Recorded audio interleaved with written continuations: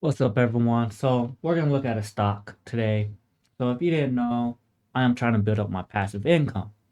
So, one of the ways I'm building up my passive income is looking up dividend stock. So, I haven't looked up a bunch of stocks for a while, and I just Googled, hey, what's a good dividend stock? So, it told me, hey, Clark. So, I have no idea what this stock does. So I'm going to do a review, look at it, and see if it's worth to add to my portfolio. Because I do need to add some things to my portfolio because I'm trying to diversify. I don't need a whole bunch in there, but I do need some solid ones. I do have stocks like ExxonMobil, but I do not have stocks in all the industries. So let's look at this one.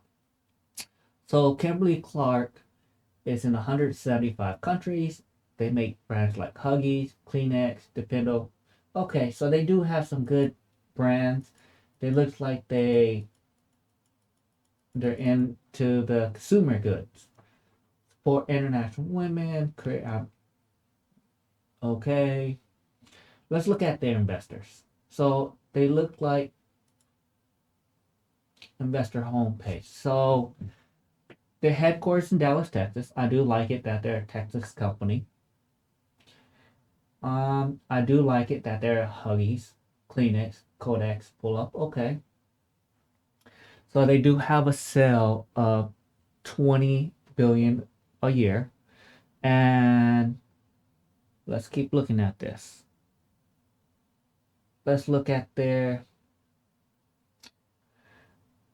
where's their annual report from 2023. So y'all might not be able to read this. I'm just looking at it real quick to see if anything's useful. So you know what? I can get behind this company. They do have um, a good portfolio, and I do use some of their products like Huggies because my kids. Um, and Codex, they have pretty good products. So the product's pretty good. I don't see them going away anytime soon. I'm not. Let's look. So this is some of the products they make. So they do make paper product dispensaries. Okay. So they let's look at the stocks. So the very first thing I'm gonna do is look at the mats. They look like they have been growing pretty well. So the overall they're up 132% as of November. So let's check the 5 year. So the 5 year I can kind of understand they only did a 3.66% gain. 3 years they did a 2.3, and the past year they had a 13% gain. Year to date is 16% projectile. Okay, so the possibility of this stock growing 7-8% a year, it doesn't look like it's gonna happen very well. The analyst says it should be $150 a share. Why do they think it's gonna be 150? The industry is saying to hold, and this is one of the stocks I think will help with the recession proof because let's be honest, you're gonna always buy toilet paper. I don't see people and going out in the backyard and using leaves and all that stuff. I just don't see it. Um, before, let's look at the finance. Let's see how well they've been growing over the years. So they do have a steady increase in their revenue a year. I don't care about all that. Let's look at the profit margin. So gross profit margin is 34%. I like that. The gross profit margin matters to me. And the net profit is 7.67%, which is kind of low, but it looks like they do pay dividends, so they portion of that is probably paying towards dividend. So it is in the positive. Um, I do like that. The operation expense is 23%. That's kind of high. And the operation income is 11.47. I think in 2025 or next few years, they're going to lower the operation expenses because everyone right now in big business is talking about efficiency. Because efficiency is a thing.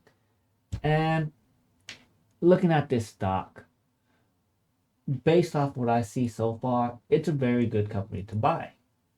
Now, let's see what people are doing. So, it looks like they do reward people and their board members kind of sell out. And it could be many reasons why. I just want to see who is selling because that's kind of important. Now, you don't have to panic whenever you see people sell.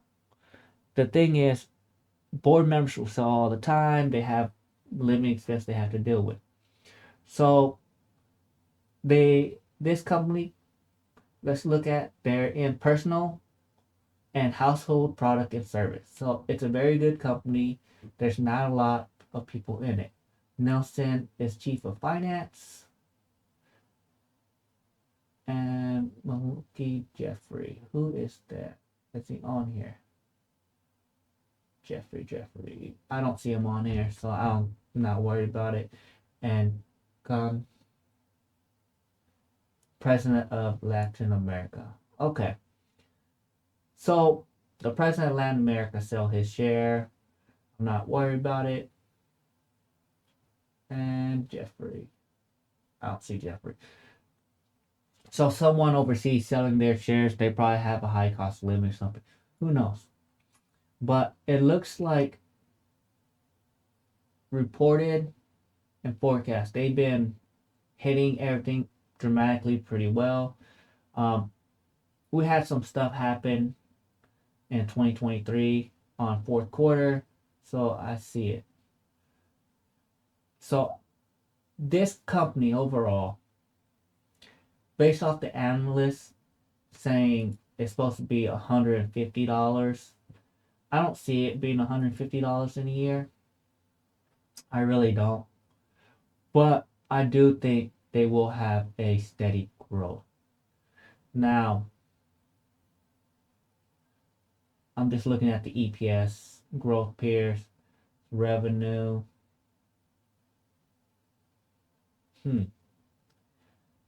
Just forecast. Just checking out what is going on. One of the companies I used to own is Clorox too. I kind of sold out of them. And right now I'm just seeing how well they do compared to others. And they look like they're doing pretty well. The other thing is, I didn't even know this was a company. So that's one thing. So I'm really trying to look at this and see if it's worth buying. Now, the dividend yield is 3.56%. That's pretty good dividend yield. So profitability, it has a low gross margin, leverage liquidity, high debt. Let's look at their debt. So it has a high debt.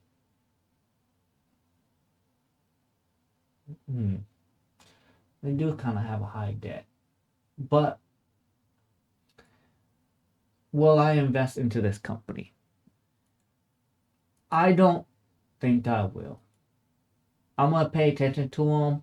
I think looking at the 5-year and 3-year, they're not really growing as fast as I want it to do. Yes, I get this 3.56%, but if this was 7%, I would probably have purchased it. If this was 6%, I would probably have purchased it. Now, they had a dip, and that's where I'm trying to figure out They had a pretty bad dip, and it could be in October, and I'm not sure why. So AI Insight said underperform and cover short-term obligation net profit margin growth below peers. Let's see what AI say. And this is the function of MSN. So I love reading all this stuff because it gives you a better aspect. So the good news is below peer net profit grew above peers. Revenue annual grew below peers. Okay. So debt to equity ratio is higher. So it has a very high debt. I don't like buying companies with high debt. Anything can happen. Let's look at the finance report again. Dilute growth expense. I would, before I buy something like this, I would like to see the operation expense go back down to the 17%, 18% range, because that operation expense is cutting into the profit.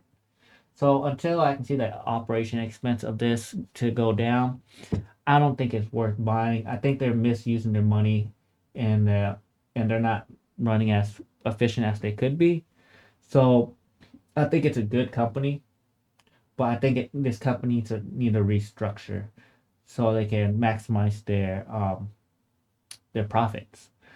I'm pretty sure a lot of people are dead weight in the company or something, or people being overpaid. I just don't know. But the past year it did get a good gain, but in the last 3 to 5 years it hasn't been doing very well, and it's kind of underperforming compared to all the other people in the field. So I think it's a great stock.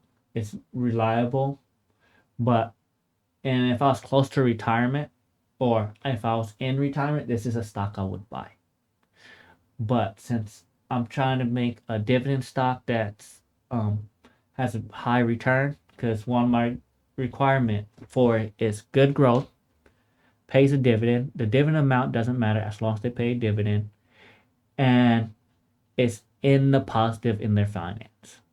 So if they're not a good growth stock, they're not paying dividend, and they're not a in the positive in their finance, I don't invest in them. So this one doesn't meet one of the requirements, and that is good growth.